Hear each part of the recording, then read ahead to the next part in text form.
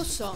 Un 33enne rumeno ubriaco è salito sul tetto di un condominio dove lavora la fidanzata 27enne come badante, minacciando di buttarsi giù per amore. È stata la ragazza a chiamare le forze dell'ordine che insieme ai vigili del fuoco ci hanno messo ore per farlo scendere.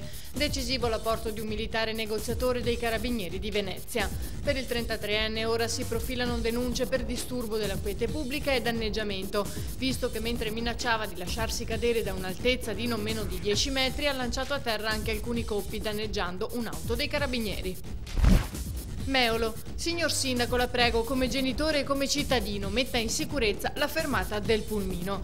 È l'inizio della lettera scritta dal papà della bimba di 5 anni che lo scorso maggio, dopo essere scesa dallo scuolabus, è stata investita da un'auto mentre attraversava la strada con la mamma. La piccola, che con l'impatto è volata a 10 metri di distanza, si è miracolosamente salvata, ma ha subito forti traumi.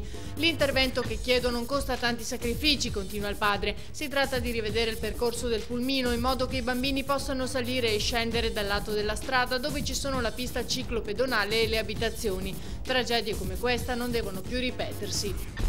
Venezia. Un colpo da manuale. Un orologio da 100.000 euro rubato da una teca in esposizione nel negozio che il gioielliere gestisce all'interno dell'hotel Cipriani alla Giudecca.